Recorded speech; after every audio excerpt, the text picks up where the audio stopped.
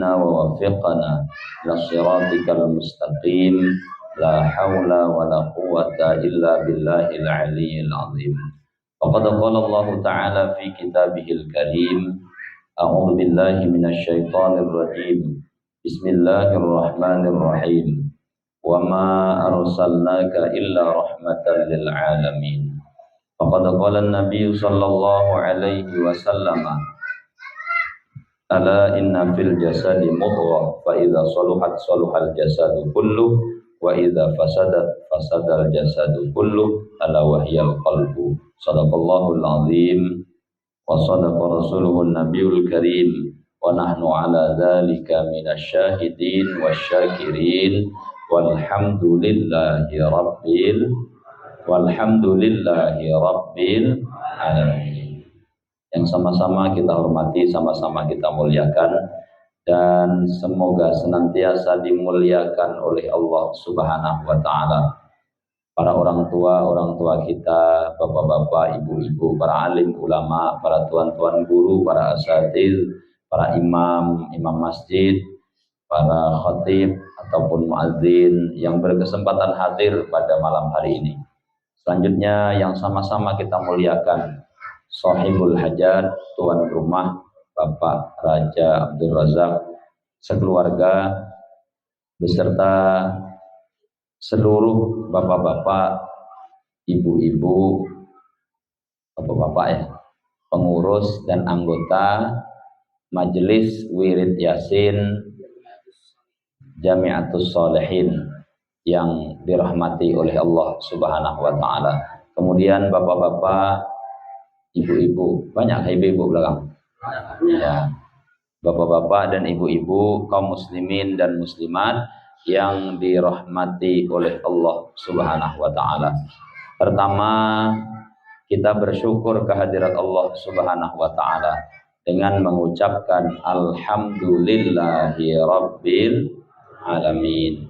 Karena pada kesempatan yang penuh berkah ini kita masih sama-sama diberikan kesehatan, sama-sama diberikan kesempatan oleh Allah Subhanahu wa taala hingga kita dapat berkumpul pada malam hari ini. Kumpulnya kita tidak sekedar berkumpul, tapi berkumpul dengan apa yang diperintahkan oleh baginda Rasul sallallahu alaihi wasallam. Man ijtama'a qaumun fi baitin, barang siapa berkumpul sekelompok orang di satu rumah, apa yang mereka lakukan kumpul di satu rumah itu, yadhkuruna ayatan min ayatillah, di rumah itu mereka baca ayat-ayat Allah Subhanahu wa taala. Tadi sudah kan dibacakan ayat suci Al-Qur'an. Sekarang kita sedang membicarakan tentang ayat-ayat Al-Qur'an. Biasanya kita baca Yasin ya. Nah, biasanya kita baca surah Yasin. Apa yang akan Allah berikan kepada orang-orang yang suka berkumpul kemudian tidak lupa mereka menyebut dan membaca ayat-ayat Allah? Baginda Rasul sebutkan dalam hadis itu, yang pertama, nazalat ilaihimus sakinah. Allah akan turunkan ketenangan di tengah-tengah kita. Pak, nah kan, tak jawab kan, saking tenangnya kan. Pak, nah baru berempat yang jawab. Pak, nah baru mulai bersuara. Bu, nah kan, tadi tidur nampaknya kan. Ya memang begitu Pak, ketika kita senang berkumpul dan dalam perkumpulan itu kita baca ayat-ayat Allah. Nah begitu juga di masjid, kita senang datang ke masjid. Ke masjid itu membaca ayat-ayat Allah. Sembahyang itu kan baca ayat Allah ya. Ada orang rumba ini sembahyang tak baca ayat Allah, ada. Saya jamin sembahyangnya tak sah. Pengajian ke masjid sama. Apalagi baca Quran di masjid sama. Pokoknya yang model-model ada pembacaan ayat-ayat Allah itu sudah dijamin oleh Allah. Sudah dikatakan oleh Rasulullah, nazalat ilaihimus sakinah, di tempat itu diturunkan ketenangan oleh Allah. Makanya kenapa kita nih Pak baca Yasin keliling-keliling rumah. Supaya rumah kita tuh ketika dibacakan ayat-ayat suci Al-Quran, di rumah itu muncul ketenangan dan ketentraman hidup. Makanya kita tuh Pak, bagus kalau ada kita majelis wirid Yasin ke rumah-rumah tuh bagus. Di antara fadilah keutamaan ayat Quran itu adalah menjauhkan dan mengusir syaitan dari rumah kita. Ya, ketika dibacakan ayat Quran itu syaitan tuh lari Pak, terkencing-kencing begitulah larinya. Nah, kalau kita dulu enggak ada, dulu ini enggak lagi. Dulu kalau orang kan makanya senang baca, katanya diletakkanlah tulisan ayat Al-Quran di atas jendela atau pintu. Nah, itu kan bagus katanya, supaya jin dan syaitan itu tak masuk ke rumah. Nah, tapi sayang orangnya tak baca Quran di rumah. Nah, ini masalahnya. Iya Pak, betul. Meletakkan tulisan Al-Quran di atas pintu, di atas jendela itu bagus, syaitan tak masuk. Khawatirnya syaitannya masuk dulu. Nah, masuk dulu baru diletakkan tulisan tuh di atas jendela, di atas pintu. Pas syaitannya sudah dalam rumah, tak bisa keluar lagi. Nah, ini masalah. Nah, maka yang bagus tuh kita baca Quran. Dan ketika kita senang berkumpul di satu rumah, di rumah itu kita bacakan ayat-ayat Allah, sudah Allah sebutkan, bahkan Rasul sebutkan dalam hadis, nazalat ilaihimus sakinah. Allah beri ketenangan dan ketentraman kepada kita. Bu, nah, berdua aja yang jawab. Bu, tenang enggak Bu sekarang? Tenang enggak? Nah, tenang. Ibu-ibu, yakin saya ibu-ibu tenang. Saking tenangnya ibu-ibu lupa kalau ada cicilan di rumah itu belum lunas dibayar. Orang koperasi tiap hari datang. Nggak ingat lagi kita, nggak mikir itu lagi kita Pak. Kenapa? Allah beri ketenangan kepada kita. Bapak-bapak tenang tak Pak? Tenang Pak? Oh Pak? Pak? Tenang enggak Pak? Nah, saya yakin bapak-bapak juga tenang. Mohon maaf kalau saya selama menyampaikan tausiah ini ada bapak-bapak duduk, orangnya duduknya nyandar deh. Nanti duduk tuh begini deh Pak. Gitu. Gitu. Ngapa tuh Pak? Ngapa tuh? Nah, itu berarti mendapatkan ketenangan dari Allah Subhanahu wa taala.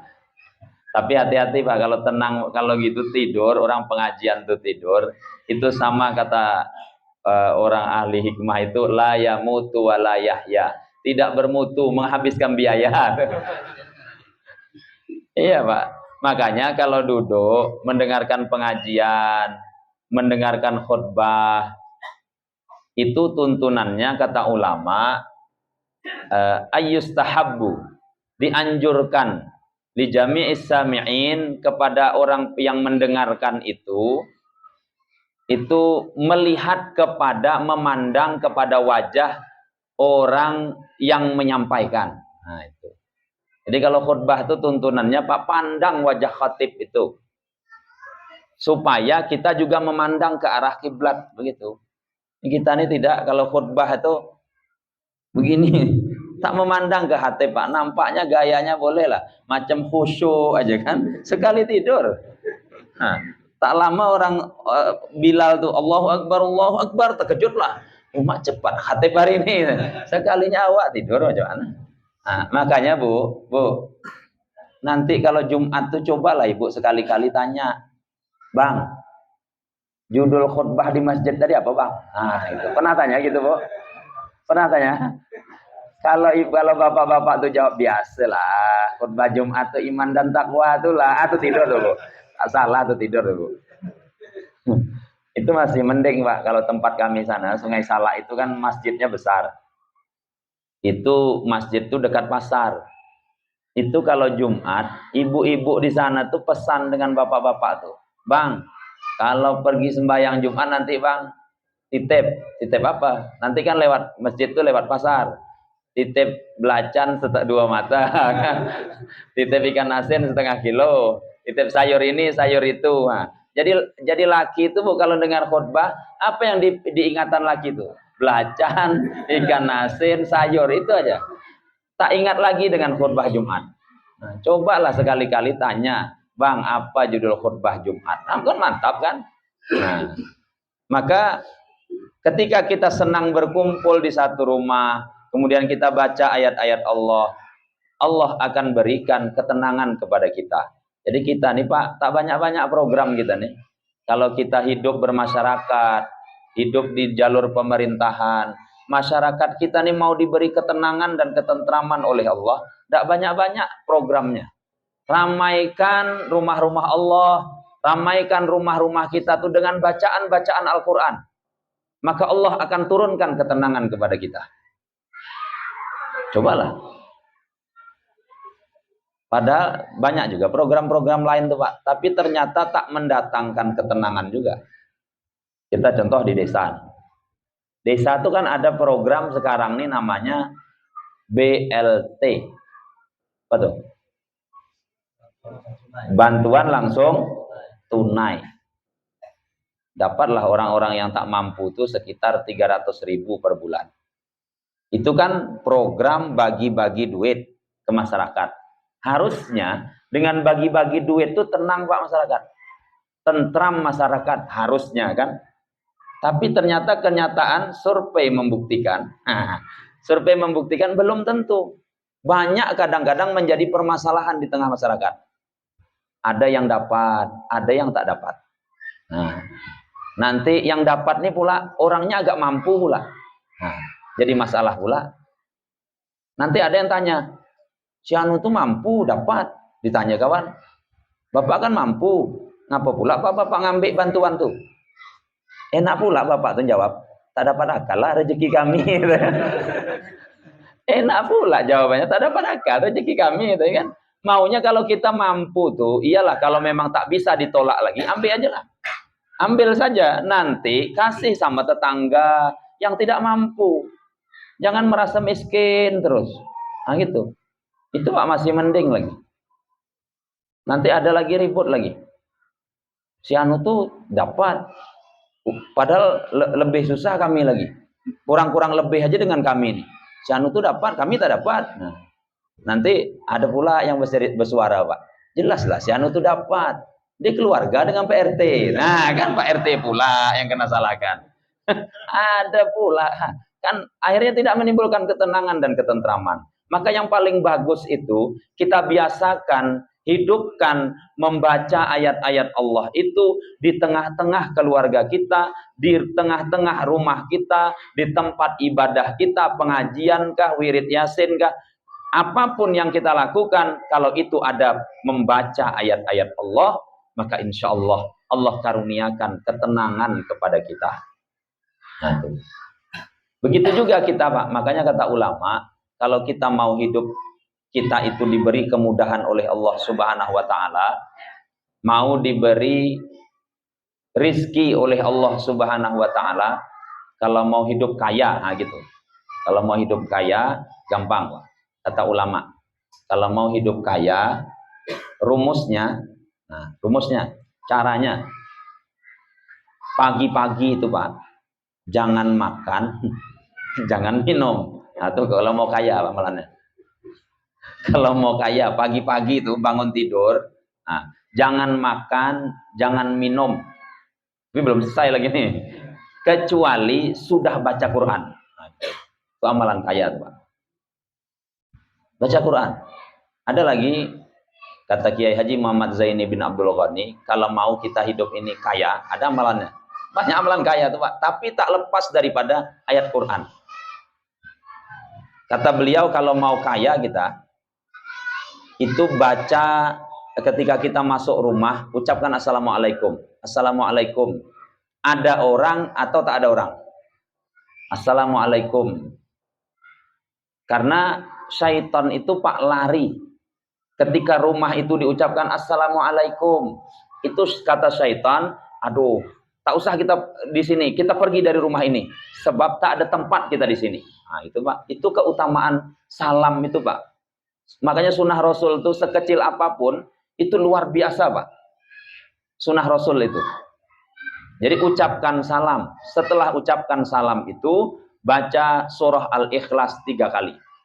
Jangan assalamualaikum surah Al-Ikhlas 3 kali. Lain gitu. Itu salah paham tuh. Baca qul huwallahu ahad, Allahus somad sampai selesai. 3 kali baca. Itu kata beliau, itu amalan kaya, Bu. Amalan kaya. Amalan kaya, kata beliau, jangankan yang mengamalkan, tetangga kiri kanannya pun Allah berikan kemudahan. Nah, gitu. Hebat amalan. Tetap tidak meninggalkan ayat Quran. Saya pernah coba tuh, Pak. Pernah saya coba. Kalau masuk rumah, assalamualaikum. Terus baca qul huwallahu ahad, Allahus somad, lam yalid wa lam yulad wa lam yakul lahu kufuwan ahad 3 kali. Ya, betul, Pak. Waktu itu saya mulai bangun rumah. Asal masuk rumah begitu kan. Tak lama saya tengok memang beberapa waktu kemudian, hitungan berapa bulan kemudian lah, itu tetangga kiri kanan sebelah rumah tuh bangun rumah juga rupanya. Iya Pak, bangun rumah. Nah, lalu ada beberapa waktu saya lupa, jarang baca, jarang ngamalkan, lupa. Rupanya tetangga tuh macet juga bangun rumah. Bukan orangnya Pak yang hebat, tapi amalan baca Al-Quran itu tetap bagus. Nah, kalau kita amalkan, makanya seseorang yang tidak akan pernah tua dalam hidup ini, itu adalah orang yang membiasakan mengamalkan membaca Al-Quran. Tidak pernah, Pak Ustadz, laki saya itu baca Quran aja tetap tua juga. Bukan maksudnya tuh bukan tua secara umur tetap bertambah. Fisik itu maksudnya kalau waktunya tua, tualah. Tapi rata-rata orang yang rutin mengamalkan membaca Al-Quran itu sehat hidupnya, terutama pikirannya. Kita nih kadang Pak masih muda lagi, pakai kacamata. Maaf yang pakai kacamata, maaf. Ini cerita aja. Pakai kacamata Pak. Pakai kacamata tuh satu ketika sibuk di rumah cari kacamata. Mana kacamata aku nih? Lah dimarahinya orang rumah. Di mana letak kacamata aku nih? Sekali kacamata tuh di atas kepala sini, Pak. Ketawa-ketawa orang rumah. Apalah abang nih? Itu masih umurnya muda kita nih, Pak. Tapi kadang-kadang lupa ingatan sudah. Nah, tuh. Sibuk mencari HP itu keliling rumah. Dibuka lemari ini, di atas lemari ini. Sekali dipegang HP itu di tangan, kan? Bisa gitu. Nah, tapi orang yang baca Quran, Allah jamin tidak pikun hidupnya. Ini maka tuh Pak sering lupa ingatan. Maka amalannya supaya kita ini awet muda dan sehat, maka baca Al-Quran. Jadi Allah berikan amalan khusus. Jadi yang pertama, nazalat ilaihi musakinah. Allah senantiasa karuniakan ketenangan kepada kita. Maka pertahankan. Kita baca Quran, mewiridkan baca Quran, itu pertahankan. Yang kedua, wa ghasyiyat bihimur rahmah. Dan Allah naungi kita ini dengan rahmatnya. Jadi kita ini malam hari ini Pak, dapat rahmat dari Allah Subhanahu wa ta'ala. Dapat rahmat. Rahmat apa?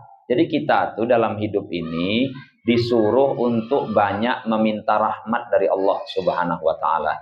Dalam Al-Quran Allah ajarkan, Rabbana la tuzigh qulubana ba'da idh hadaitana wa hab lana min ladunka rahmah innaka antal wahhab. Ya Allah, jangan palingkan hati kami setelah Engkau beri petunjuk kepada kami, dan karuniakanlah kepada kami dari sisi Engkau rahmah.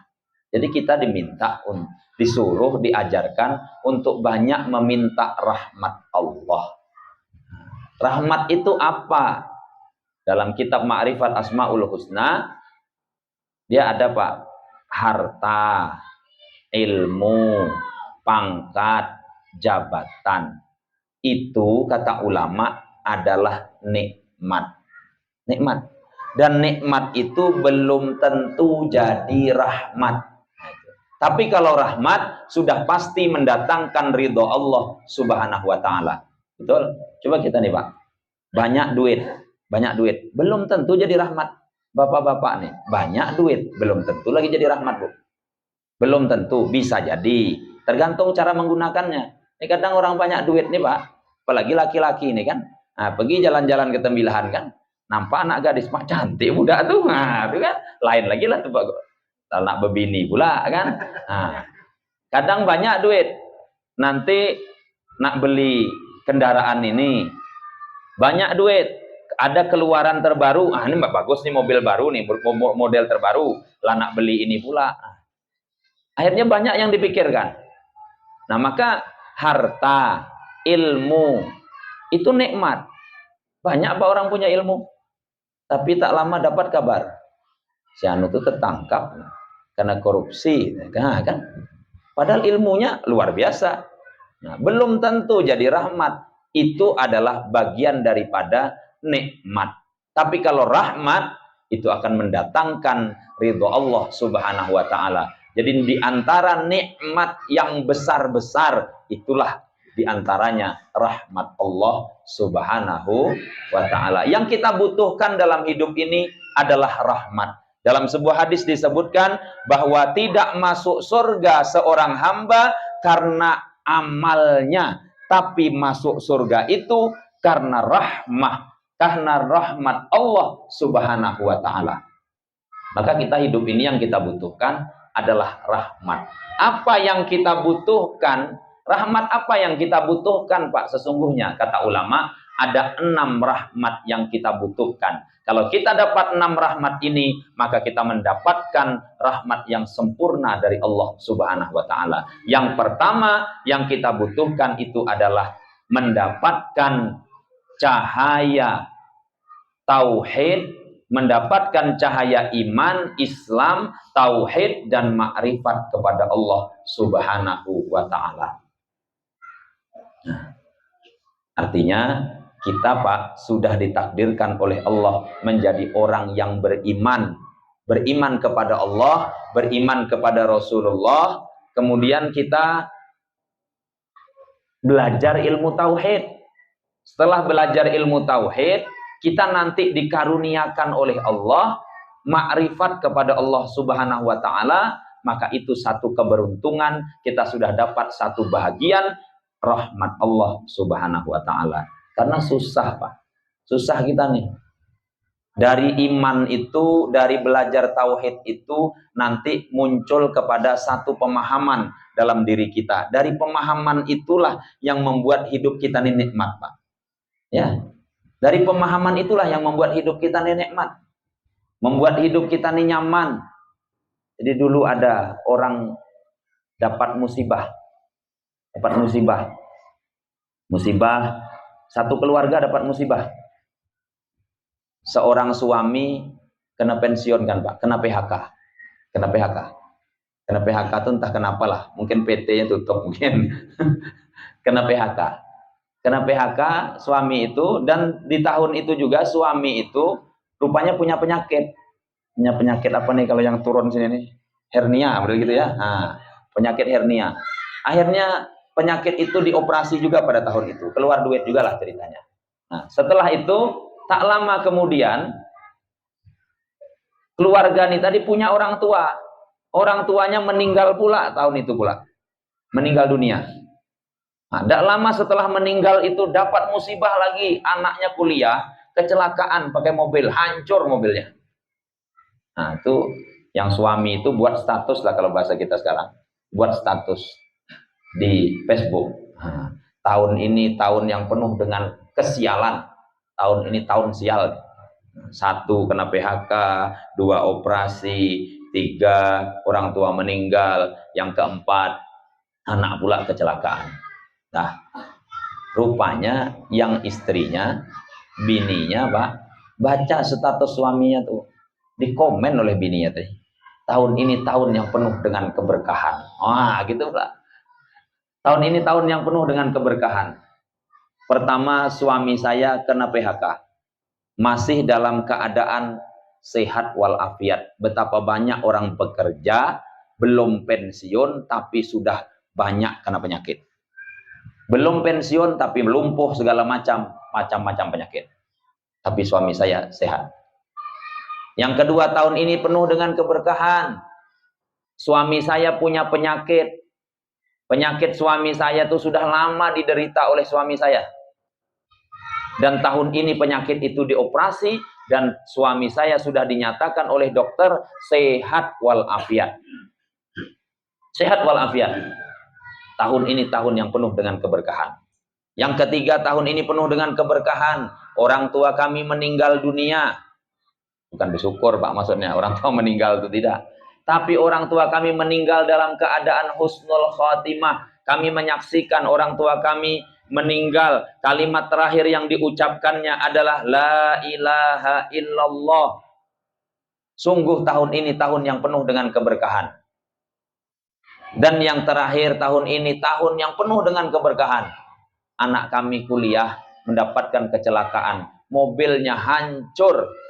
Tapi orangnya selamat, tidak apa-apa. Sungguh tahun ini tahun yang penuh dengan keberkahan. Peristiwanya sama, Pak. Kejadiannya sama.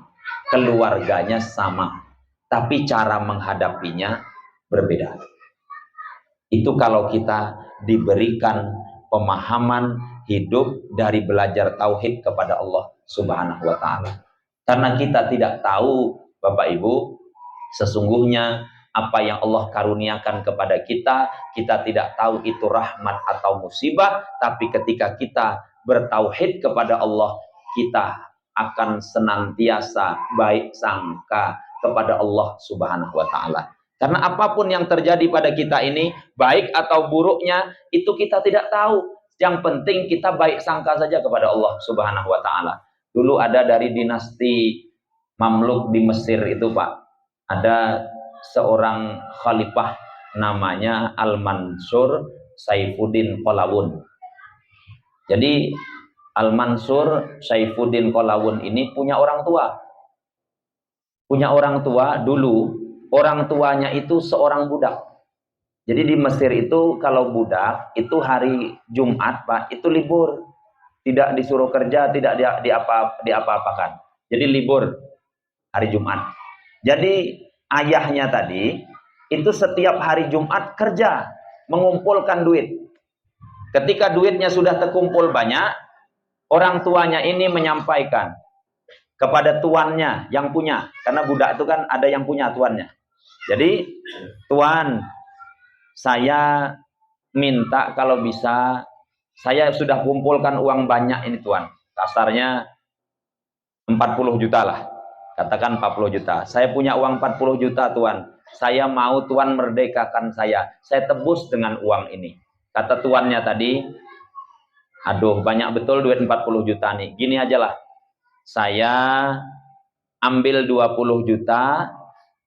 Saya merdekakan kamu. 20 jutanya pakailah untuk modal hidup. Jadi okelah, akhirnya dimerdekakan. Setelah dimerdekakan, orang tuanya ini tadi kemudian menikah dengan seorang wanita, beristri. Maka lahirlah seorang anak. Nah, ketika punya anak, kemudian istrinya menyusui anaknya, tidak lama kemudian istrinya sakit. Dan sakit setelah sakit itu meninggal dunia. Meninggal dunia. Setelah meninggal dunia istrinya, anaknya tadi dibesarkan. Anaknya tadi dibesarkan, setelah dibesarkan, anaknya besar. Orang tuanya ini menyampaikan, wahai anakku, ayah sudah lama bercita-cita kehidupan yang baik itu kita hidup dengan merdeka. Sebab jika kita hidup sebagai budak, kita ini hanya 50% sebagai manusia. Sisanya budak itulah. Nah, tidak seutuhnya. Yang bagus itu cita-cita kita adalah hidup sebagai orang merdeka. Dan sebaik-baik nyawa kita dalam hidup ini kita serahkan, kita sumbangkan kepada Allah. Kita sumbangkan di jalan Allah Subhanahu wa ta'ala. Yang terbaik itu adalah kita berjihad di jalan Allah Subhanahu wa ta'ala. Akhirnya kata anaknya tadi, Al-Mansur tadi, dengan ayahnya, kata ayahnya, nak kalau begitu kita sekarang pergi ke pasar. Pergi ke pasar. Ngapa ya pergi ke pasar? Kita ke pasar, pergi ke pasar, cari kuda yang terbaik. Nah, untuk beli kuda. Akhirnya ke pasar. Untuk apa beli kuda? Beli aja lah. Akhirnya ke pasar, beli kuda. Kuda yang terbaik, mahal harganya Pak. Awak orang susah. Beli kuda yang terbaik. Itu pun tetangga berbunyi Pak. Aduh. Awak susah. Ini pasti habis duit tabungan. Ini beli kuda pula, kuda mahal pula. Dah, akhirnya beli kuda. Beli kuda, tidak lama Pak. Karena kudanya kuda bagus, kuda mantap. Dikurung, di kandang. Akhirnya pada satu malam, diterjangnya kandangnya tuh Pak. Rusak kandangnya. Akhirnya kudanya lepas, lari. Akhirnya disebut oleh tetangga. Kan mampus tuh, nah gitulah bahasanya. Mampus tuh, itulah. Sok-sokan pula beli kuda, hilang kudanya. Apa yang terjadi kan? Apa kata orang tuanya tadi? Nah, kita tidak tahu apakah ini rahmat atau ujian dari Allah Subhanahu wa taala. Yang penting sekarang kita baik sangka saja kepada Allah Subhanahu wa taala. Kita tidak tahu hikmah di balik semua ini. Kita baik sangka saja kepada Allah. Dah Pak, tidak lama kemudian kuda yang lepas tadi besoknya paginya balik Pak. Balik tadi kuda tadi membawa kawan pula. Membawa kuda-kuda yang lain tuh, kuda-kuda padang rumput tuh dibawanya balik. Akhirnya kudanya jadi banyak. Jadi juragan kuda lah kalau bahasa kita. Lalu tetangga tadi berbunyi pula, "Ma, untungnya ya. Untungnya kudanya lepas sekali balik bawa kuda banyak," gitu kan. Kan tak tahu kata orang tua tadi. Tak tahu kita apa. Ini pun kita tidak tahu apakah ini rahmat, apakah ini ujian dari Allah. Yang penting kita baik sangka kepada Allah.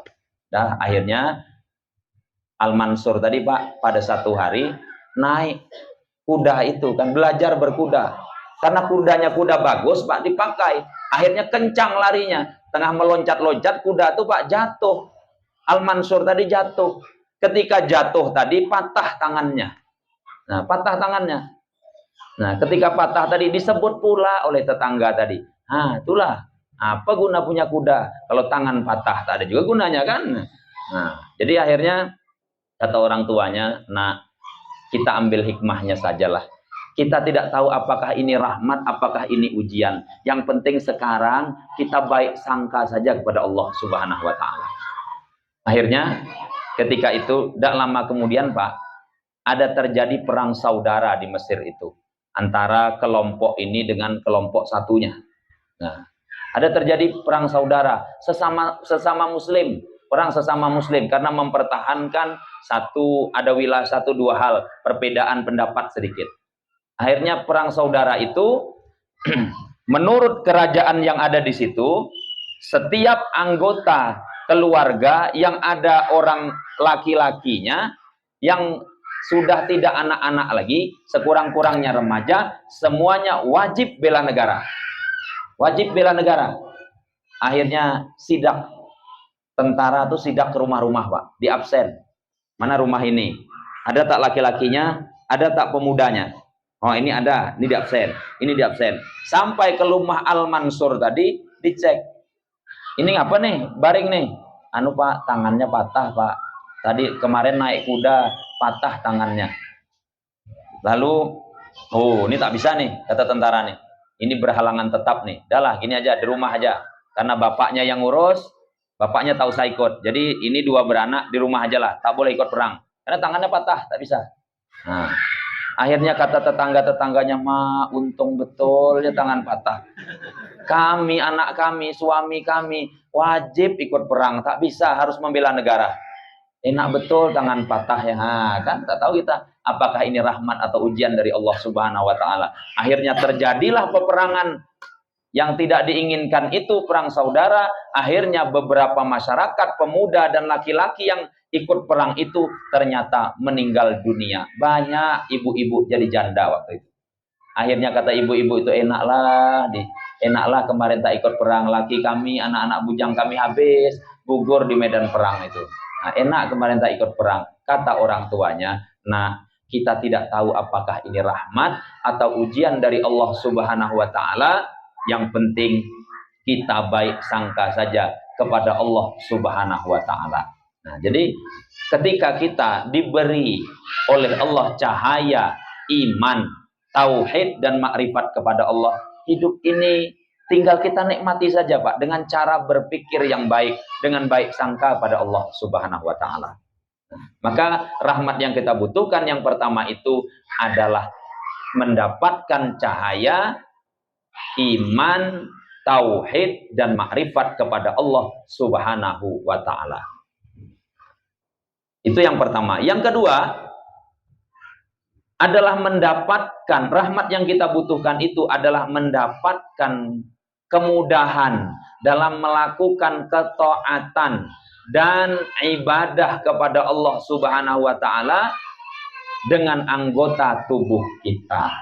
Nah, ketika kita mudah melakukan ketaatan kepada Allah Subhanahu wa Ta'ala dengan anggota tubuh kita, berarti kita dapat rahmat Allah, Pak. Malam hari ini kita kumpul di majelis ilmu, di majelis wirid Yasin. Ini satu anugerah dari Allah. Tidak semua orang dipilih mau berkumpul, Pak, di majelis-majelis seperti ini. Kadang-kadang orang, aduh penat nih, tadi sudah ndodos sawit, nimbang sawit, malam malas begilah. Nah, ada juga, Pak, ngantuk ikut yasinan tuh malas ikut. Nah, capek badan, kadang siang-siang kerja kan. Nah, banyak orang berpikir seperti itu, tapi kita walaupun lelah, walaupun capek, masih mau melakukan ketaatan. Ini rahmat Allah Subhanahu wa Ta'ala. Mau pergi pengajian, dapat rahmat Allah, Pak, kita. Di saat orang-orang sulit melakukan ketaatan, kita mampu melakukan ketaatan. Itu berarti dapat rahmat Allah. Menjalankan sunnah-sunnah Rasul, menjalankan perintah Rasul, itu dapat kemudahan dari Allah, dapat rahmat dari Allah. Sama ibu-ibu. Ibu-ibu tuh sekarang, Bu, banyak ibu-ibu tuh sulit berbakti dengan suami. Kita dapat berbakti dengan suami. Itu satu rahmat dari Allah, Bu. Nah, kita nih, Bu, kalau sekarang, Pak, jarang istri itu senyum dengan suami. Tapi tak tahulah kalau di rumah ini. Gimana, Pak? Banyak senyum atau banyak merengut ibu-ibu di rumah? Saya yakinlah kalau yang pengantin macam saudara kita Suryani, itu senyum terus. Tapi kalau bapak-bapak yang sudah anaknya 5, cucunya 9, wallahu a'lam bishawab. Iya, Pak. Sekarang ini sulit cari istri itu senyum dengan suami. Padahal pahalanya besar, Bu, senyum. Kalau kita ini kan, Pak, tabassumuka fi wajhi akhika sedekah. Senyummu kepada saudaramu sedekah. Dapat pahala sedekah kita.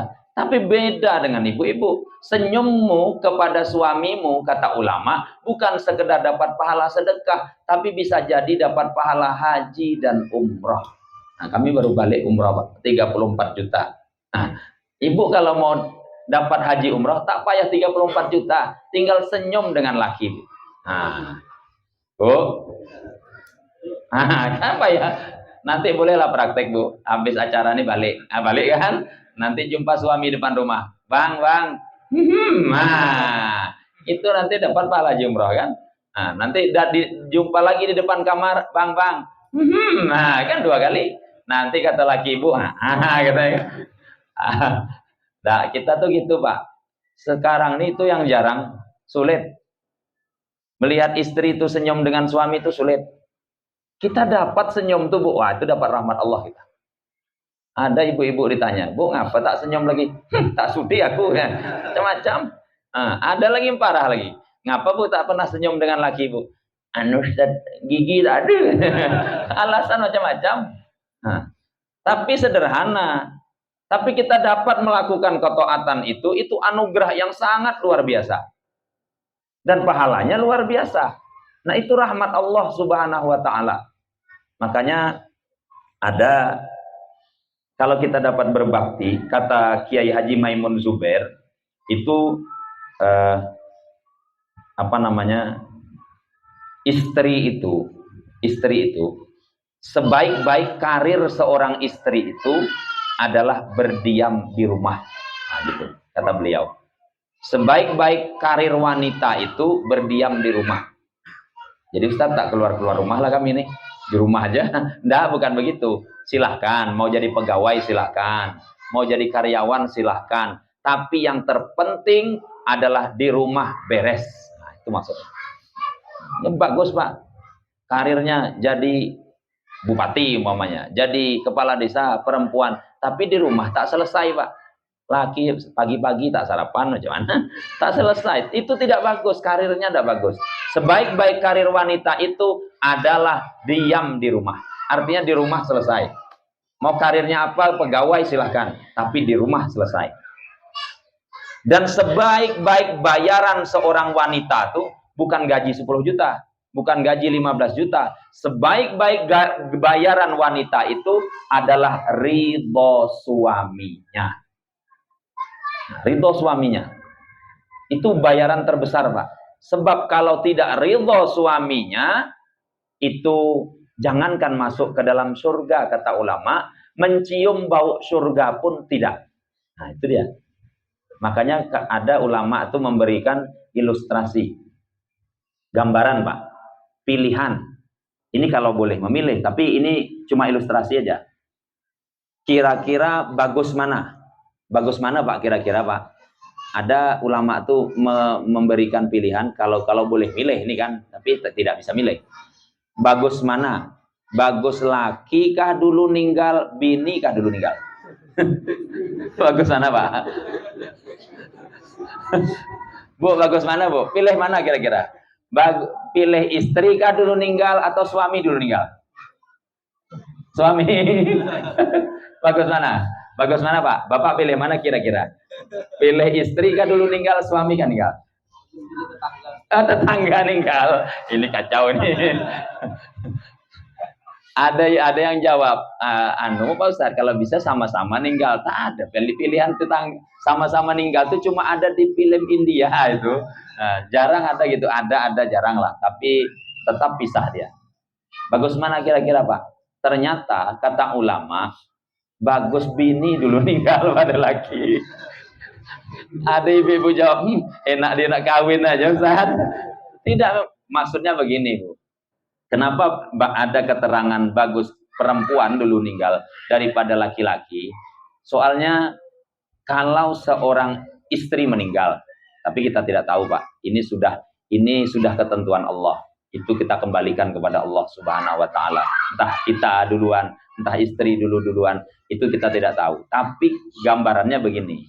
Kalau istri dulu meninggal, kemudian ketika meninggal seorang istri itu kata suaminya, "Ya Allah, aku semenjak hidup bersama istriku ini, sudah banyak dia membantu aku, ya Allah. Rumah terurus, anak terurus, aku terurus, ya Allah. Sungguh besar perjuangan istriku ini selama hidup bersamaku, ya Allah. Aku bersaksi bahwa istriku ini orang baik. Aku ridho kepadanya, ya Allah. Aku ikhlaskan dia kembali kepadamu, ya Allah." Maka ketika seorang istri meninggal, suaminya seperti itu, Allah persilahkan kepada wanita itu, udkhuli al jannah, masuklah ke dalam surga, min ai abwabil jannati syi'ti, lewat pintu mana saja yang kau suka, bebas. Mau pintu sedekah boleh, pintu tahajud boleh, pintu puasa boleh, pintu jihad boleh. Nah itu kalau seorang wanita meninggal suaminya ridho. Tapi kalau suami yang meninggal itu tergantung, Pak.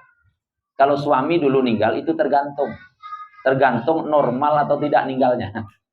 Maksudnya normal atau tidak ninggalnya tuh gini. Umpamanya suami meninggal tuh biasalah, ninggal langsung ninggal, umpama itu kan normal. Tapi kalau ninggalnya tuh sempat sakit dulu. Nah, sempat sakit dulu. Sakit tuh stroke pula. Stroke itu lama pula, 5-6 tahun, Pak.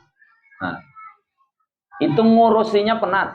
Kalau ngurusi sabar tidak apa-apa. Tapi kalau ngurusi itu ngoceh-ngoceh, apalah laki aku nih, apalah abang nih. Makan kencang, makan kuat, tapi tak bakal. Wah, kan? Nah, buang air sembarangan, kan kencing sembarangan, makan kuat, tak bakal orang tua ini kan kita. Ngoceh-ngoceh, Pak. Akhirnya laki itu sudahlah sakit, dioceh pula kata laki tadi, aku sakit gitu kan. Ngoceh lagi, Pak, setiap ngoceh tambah sakit. Sakitnya tuh di sini, Bu. Nah, tambah sakit tadi, Pak, lalu tambah jantungan tak lama meninggal. Nah, meninggal dalam keadaan diocehi oleh istri. Nah, kira-kira bila sempat minta ridho, Bu, kira-kira. Nah, suami meninggal, istri tak sempat minta ridho. Mana jalan kita mau mendapatkan pintu surga dari lewat pintu mana saja, tak ada jalannya. Nah, jadi kan bagus juga perempuan dulu nikah. Nah, itu kalau memilih. Makanya kita dapat melakukan ketaatan itu sudah luar biasa. Kita dapat diberi kemampuan oleh Allah untuk melakukan amal-amal soleh, itu bagus sudah. Itu kita dapat satu bahagian rahmat Allah Subhanahu wa ta'ala. Itu yang kedua. Yang ketiga, jam berapa sudah? Tak tahu, kata panitia tadi itu terserah Ustadz. Sampai 3-4 jam tak apa-apa. Saya tak tahu nih. Ini bisa 5 jam nih. Nah, terlantar lah kita sahur aja lagi nanti kan. Nah, itu yang kedua. Yang ketiga, rahmat yang kita harapkan itu adalah mendapatkan kemudahan dalam hidup. Baik itu masalah keamanan, baik itu masalah kesehatan, baik itu masalah lainnya. Kalau kita dapat kemudahan dalam hidup itu, berarti kita dapat satu bahagian rahmat Allah Subhanahu wa ta'ala. Orang Pak musim sakit, kita sehat, kita dapat rahmat Allah Pak. Kita mau beli apa, dapat aja kita Pak. Orang beli kendaraan, kita beli kendaraan juga. Biarlah tak apa-apa, walaupun mungkin barang scan kan, tak apa-apa. Tapi kita dapat juga, diberi kemudahan oleh Allah. Berarti kita dapat satu bahagian rahmat Allah. Nah, kalau musim dulu Pak, setahun 2 tahun yang lalu, kan musim corona itu kan. Nah, orang kena corona, kita tidak kena corona, dapat rahmat kita. Apalagi kalau sempat orang kena corona, kita tak kena corona, dapat pula bantuan dari corona kan? Nah, macam mana lagi dapat rahmat betul itu? Nah, itu ada dulu nenek-nenek kami kasih dulu bantuan kan? Nenek menurut data ini nenek dapat bantuan dari corona. Alhamdulillah kata nenek itu kan. Nah, terima kasih corona, terima kasih. Mudah-mudahan corona panjang umur. Nah, akhirnya itulah Pak, corona tuh berapa tahun tak berhenti-berhenti. Dapat doa dari nenek tadi doa. Nah, mudah-mudahan panjang umur kan. Nah, orang sakit kita sehat Pak. Nah, berarti kita dapat rahmat Allah Subhanahu wa ta'ala. Orang sekarang di negara orang perang Pak, kita alhamdulillah aman-aman saja Pak. Dapat rahmat kita dari Allah Subhanahu wa ta'ala. Maka itu rahmat yang kita butuhkan, mendapat kemudahan dalam menjalani kehidupan ini. Nah, yang keempat nih akan datang Pak. Yang keempat ini apa? Yang keempat ini mendapatkan kemudahan ketika menghadapi sakaratil maut. Kita ini pasti semua Pak akan kembali kepada Allah, akan menghadapi yang namanya sakaratil maut. Akan menghadapi sakaratil maut itu. Kalau kita dapat kemudahan ketika sakaratil maut, maka kita dapat rahmat dari Allah Subhanahu wa ta'ala. Nah, itu yang keempat. Yang kelima, mendapatkan kemudahan ketika menjawab pertanyaan malaikat di dalam kubur. Nah, kita hadapi itu Pak, kita sama nanti masuk kubur semua. Ketika kita nanti ditanya, marrabbuka, itu Pak bukan macam ujian nasional, bukan macam ujian semester di sekolah. Kalau ujian semester itu Pak, ini soalnya, ini kunci jawabannya. Nah, kalau itu tak bisa Pak, walaupun kita nanti mau meninggal itu berwasiat. Nah, kalau saya meninggal nanti, kalau Bapak meninggal, Bapak berwasiat, tolong ini ada nih tulisan nih, marrabbuka. Jawabannya Allahu Rabbi, waman nabiyuka Muhammadun Nabi, wama kitabuka Al-Qur'anu kitabi, wama kiblatuka wa aina kiblatuka al-Ka'batu kiblati. Tulis nih jawabannya ini, tulisannya ini. Nanti tolong selipkan tulisan ini di kain kapan Bapak. Nanti diselipkan. Apakah nanti ketika malaikat menanya, marrabbuka, tunggu malaikat, aku ambil catatan dulu. Tak bisa Pak. Tak bisa begitu, tak bisa menjawab macam soal ujian itu, tak bisa. Maka itu yang menjawabnya amal. Maka amalannya rajin-rajin kita kerjakan sembahyang. Apalagi kita kerjakan berjamaah. Itu diantara jawaban memudahkan kita ketika menjawab pertanyaan di dalam kubur. Dan itu akan kita hadapi. Kalau dapat kemudahan, kita dapat rahmat Allah. Yang keenam, rahmat yang kita butuhkan itu adalah mendapatkan kemudahan ketika nanti dihisab di hari kiamat. Nah, mendapatkan kemudahan ketika dihisab di hari kiamat. Kemudian dimasukkan ke dalam surga dan berjumpa dengan Allah Subhanahu wa ta'ala. Itu tidak mudah, Pak. Hisab itu berat. Lama waktunya. Beratus-ratus tahun masih dihisab itu. Makanya di antara amaliyah kita mudah ketika dihisab itu, amalannya adalah kita selalu bersikap pemaaf dan lapang dada. Nah, itu amalannya supaya kita mudah dihisab. Jadi kalau kita Pak ada tetangga, ada kawan mungkin berbuat zolim, tidak enak menyakiti kita kah? Model apakah menyakitinya? Jangan sekali-kali kata ulama kita tuh mengatakan begini, awaslah, iyalah, ingatkan, saya nih nanti tak dapat balas di dunia nih, saya ingatkan di akhirat saya tuntut. Dunia akhirat saya tidak ikhlas. Nanti tak dapat di dunia ini, di akhirat saya tuntut. Jangan bilang gitu, Pak. Jangan. Jangan sampai kita bilang gitu.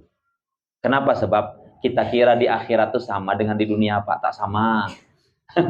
Kita kira di akhirat itu enak kita. Kalau sekarang nih, Pak, kita ada masalah, tak ikhlas saya laporkan ke polisi, selesai, Pak. Tapi kalau di akhirat tak segampang itu, Pak. Nah, nanti kita pas mau dimasukkan ke dalam surga, nah sudah ditimbang amal bagus nih Bapak ini. Nah tengok, amalnya bagus. Amalnya bagus. Sedekah rajin. Sholat jamaah rajin. Baca Quran rajin. Nah bagus, masuk surga. Ketika mau masuk ke dalam surga, ada yang manggil, Pak tunggu dulu. Ini ada nih, ini kemarin masih ada sangkutan. Kemarin Bapak tidak ikhlas waktu di dunia, ini orangnya mau minta diselesaikan, Pak. Soalnya berat nih tanggung jawabnya berat. Mau minta tolong diselesaikan dulu baik-baik. Akhirnya Pak nak masuk ke dalam surga, tak jadi, Pak. Gara-gara masih ada sangkutan itu. Nah, maka amalannya kalau kita mau mudah ketika dihisab itu, ikhlaskan apapun yang menimpa kita yang tidak enak dari saudara kita, dari tetangga kita dan lain sebagainya. Apakah kita dizolimi, disakiti, ikhlaskan, maafkan, lapang dada. Itu nanti di akhirat, orang yang seperti itu dalam riwayat diceritakan tidak banyak, Pak. Tak banyak orangnya, tak banyak. Ketika nanti di akhirat, orang masuk ke dalam surga, itu sudah dihisap itu kan nanti meniti sirat sampai ke surga. Itu meniti sirat itu modelnya macam-macam, Pak. Dia menanjak dulu, nanti datar. Kemudian lain lagi modelnya menanjak lagi. Itu menanjak itu ratusan tahun, Pak, baru sampai. Bayangkan beratnya di akhirat itu beratnya seperti itu. Nah, itu ada yang langsung jatuh ke jurang neraka langsung. Tapi orang yang memaafkan tadi kesalahan orang lain tadi itu tidak banyak. Ketika itu mereka orang lain menyeberangi itu ada yang merangkak, ada yang berjalan, ada yang merayap. Ini orang yang memaafkan kesalahan orang tadi itu seperti kilat yang menyambar. Tiba-tiba sudah sampai di depan pintu surga. Saking cepatnya tuh, Pak. Saking cepatnya sampai bertanya penjaga pintu surga itu, rombongan siapa nih? Rombongan siapa nih? Kok cepat betul sampai ke surga gitu? Yang lainnya masih merangkak, masih berlari, belum sampai. Tapi ini cepat sampai. Apa kata orang ini menjawab? Kami ini dulu di dunia disakiti, dizolimi. Kami bisa membalas. Kami punya kesempatan untuk membalas, tapi kami pilih untuk memaafkan. Makanya kami cepat masuk ke dalam surga. Nah, begitu akhlak baginda Rasul yang Rasul contohkan, Pak. Kita memaafkan kesalahan orang lain, apapun kesalahannya, karena kesalahan itu pun bisa menghapuskan dosa-dosa kita. Memaafkan kita memaafkan itu bisa menggugurkan dosa-dosa kita dan menambah kemuliaan kita karena kita meniru akhlak dan pribadi baginda Rasul. Jadi kalau kita dapat 6 ini, Pak, dapatlah kita rahmat Allah yang sempurna baik di dunia maupun di akhirat. Itu yang rahmat yang kita butuhkan tuh itu. Lalu bagaimana caranya supaya kita dapat rahmat Allah Subhanahu wa taala? Kata ulama ada 3 caranya. Selesai 3 nih, selesai tausiah. Tapi entah 3 jam, entah 3 apa, tak tahu lah nih kan. Nah, yang pertama, cara kita mendapatkan rahmat Allah Subhanahu wa taala itu adalah kita sering-sering mendatangi orang-orang yang dirahmati oleh Allah Subhanahu wa taala. Siapa yang dirahmati oleh Allah Subhanahu wa taala? Para ulama, para guru-guru kita. Nah, para tokoh agama, orang yang dekat, para kekasih-kekasih Allah Subhanahu wa taala. Sering-sering kita dekati orang itu, kalau bisa kata ulama, nama kita ada di hati kekasih-kekasih Allah itu. Nama kita ada di hati orang yang dirahmati oleh Allah itu. Maka ketika nama kita ada di hati mereka, insya Allah kita ini mendapatkan rahmat Allah Subhanahu wa ta'ala. Makanya kita sering-sering bagus, kita dekat dengan ulama, dekat dengan para asatidz, itu bagus. Apalagi kalau ada pengajiannya, kita datangi pengajiannya. Nah, tapi jangan lupa, kalau kita pergi ke pengajiannya, ibu-ibu, bapak-bapak, jangan pengajian aja. Sambil datang itu, sambil bawa apa? Bawa apa, Bu? Bawa apa? Bawa wadah. Maksud sambil bawa pertanyaan, gitu maksudnya. Yang bawa wadah aja kan. Ustaz makan sedikit cuma wadahnya tak banyak, dia makan. Nah, sambil bawa maksudnya ada kesan yang kita muncul dalam batin kita dan batin orang yang dekat kepada Allah Subhanahu wa taala. Sering-sering cerita apakah dan lain sebagainya supaya nama kita ada di hatinya. Satu itu. Yang kedua, bagaimana caranya supaya kita mendapatkan rahmat Allah itu? Yang kedua, sering-seringlah kita mendengar dan membaca tentang riwayat hidup orang-orang yang dirahmati oleh Allah. Nah, termasuk kita malam hari ini, Pak. Baginda Rasul itu adalah orang yang dirahmati oleh Allah. Kemudian para wali-wali Allah itu orang yang dirahmati oleh Allah. Kita sering-sering mendengar maulidnya. Maulid itu kan membicarakan tentang Baginda Rasul. Kemudian kita sering baca manakib, kan manakib sering kan? Manakib Syekh Saman, Syekh Abdul Qadir Al-Jilani, Kiai Haji Muhammad Zaini bin Abdul Ghani. Itu inda dzikris sholihin tanzilur rahmah. Ketika dibacakan riwayat hidup orang-orang soleh, di tempat itu diturunkan rahmat oleh Allah Subhanahu wa taala. Nah, sering-sering kita membaca dan memperdengarkan riwayat hidup orang-orang soleh, di situ diturunkan rahmat oleh Allah Subhanahu wa taala. Yang ketiga, yang terakhir, kalau kita mau dapat rahmat dari Allah Subhanahu wa taala, bagaimana caranya supaya kita dapat rahmat Allah? Sering-sering datangi tempat-tempat yang dirahmati oleh Allah. Mana tempat yang dirahmati oleh Allah? Masjid, surau, musola, majelis taklim. Itu tempat yang dirahmati oleh Allah Subhanahu wa taala. Sering kita datangi. Mana lagi? Kubur-kubur para aulia Allah. Kalau kita di sini kan kubur Tuan Guru Kiai Haji Abdurrahman Siddiq Al-Banjari. Di Mumpa itu ada Tuan Guru Abdul Fattah. Itu kan orang-orang yang dikasihi oleh Allah. Karena di situ diturunkan rahmat oleh Allah Subhanahu wa taala. Bagus, Pak. Kita rajin ziarah kubur tuh bagus.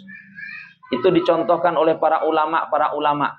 Orang yang dikubur itu mendoakan dengan orang yang ziarah itu. Makanya kalau kita ziarah, itu bagus kita ziarah.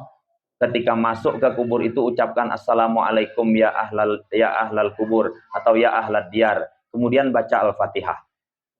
Baca Al-Fatihah sampai selesai. Itu senangnya bukan main, Pak. Orang yang di dalam kubur itu. Makanya kalau dikunjungi bagus. Jadi kita nih, Pak, kalau lihat dari ulama dulu, itu ada Al-Imam Sabit Al-Banani. Itu ulama dari kalangan tabi'in. Kemudian kalau sekarang itu ada Habib Lutfi bin Yahya. Itu beliau sering mengamalkan ziarah kubur. Mengamalkan ziarah kubur itu beliau mengamalkan. Syekh Sabit Al-Banani itu, Pak, mengamalkan ziarah kubur itu malam Jumat. Malam Jumat. Sanggup, Pak, ngamalkan? Sanggup, Bu, mengamalkan ziarah kubur malam Jumat. Nah, malam Jumat ziarah kubur. Pakai baju putih bagus. Sanggup, Pak? Sanggup. Begitu amalannya. Nah, mengamalkan ziarah kubur malam Jumat pakai baju putih. Nah, nanti ucapkan assalamualaikum. Senang orang yang dalam kubur tuh, senang. Mereka ketika dibacakan assalamualaikum, kemudian dibacakan Fatihah atau baca Yasin dan lain sebagainya, itu apa yang mereka katakan? Allahumma ghfir liman nawwara qabrana. Ya Allah, ampuni dosa orang-orang yang menerangi kubur kami. Mereka minta kepada Allah. Beramal aja tak bisa, Pak. Doa kan bisa, Mas. Ya Allah, terangi. Nah, bahkan nanti ketika kita meninggal dunia, kita lewat kubur tuh sering mengucapkan assalamualaikum. Kita kirim Fatihah. Itu dalam diceritakan nanti ketika kita meninggal, kita ini kan meninggal kan? Pasti meninggal. Nanti ketika kita meninggal, itu disambut Pak oleh ahli-ahli kubur tuh disambut. Hai, selamat datang. Ini dulu orang yang senang mengirimi kami bacaan-bacaan. Orang yang mengirimi kami doa-doa. Selamat datang. Coba kita kalau datang tuh Pak, disambut enak Pak. Senang rasanya kalau kita disambut tuh luar biasa. Tapi kalau datang tuh serahlah anak masuk-masuk. Tidak. Nah, kan lain Pak. Nah, makanya orang yang ziarah kubur tuh bagus seperti itu. Maka kita sering-sering lah. Apalagi kunjungi kalau ada kubur orang tua kita tuh sering kunjungi setiap hari Jumat kah, seminggu sekali sekurang-kurangnya.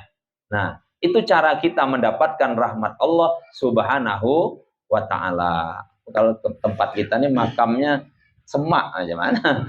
Semak. Jadi takut orang ziarah. Nah, makanya orang-orang sekarang TPU, Taman Pemakaman Umum. Jadi taman dia, karena raudhah min riyadil jannah.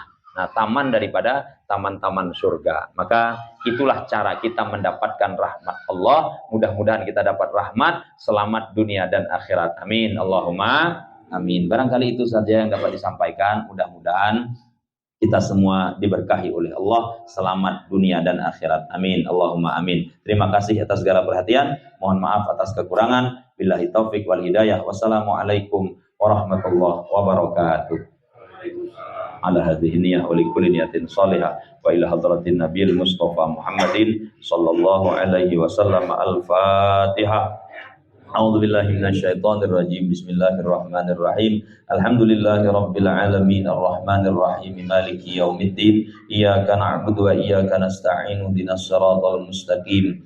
Shiratal ladzina an'amta 'alaihim ghairil maghdubi 'alaihim waladdallin. Amin. Amin. Bismillahirrahmanirrahim. Alhamdulillahi rabbil alamin. Allahumma shalli wa sallim ala sayyidina Muhammadin wa ala alihi wa ashabihi ajma'in. Allahumma shalli ala sayyidina Muhammad wa ala ali sayyidina Muhammad. Allahumma ja'al jam'ana hadza jam'an marhuma wa tafarruqana min ba'dihi tafarruqan ma'suma. Allahumma ja'al jam'ana hadza jam'an mashkura wa tafarruqana min ba'dihi tafarruqan maghfura. Allahumma ya Fattah iftah lana futuhal 'arifin warzuqna fahmal mursalin. Rabbi zidna ilma warzuqna fahman birahmatika ya arhamar rahimin. Allahumma anzilir rahmata wan ni'mata wal maghfirata wasyafa'ata alaina. Allahumma anzilir rahmata wan ni'mata wal maghfirata wasyafa'ata khususan ala ahlil qubur minal muslimin wal muslimat wal mu'minin wal mu'minat birahmatika ya arhamar rahimin. Rabbana atina fid dunya hasanah wa fil akhirati hasanah wa qina adzaban nar. Allahumma khtim lana bihusnil khatimah wa la takhtim alaina bisu'il khatimah. Wa sallallahu ala sayyidina wa maulana Muhammad wa ala alihi wa sahbihi ajma'in. Subhana rabbika rabbil izzati amma yasifun wa salamun alal mursalin walhamdulillahi rabbil alamin. Taqabbalallahu minkum.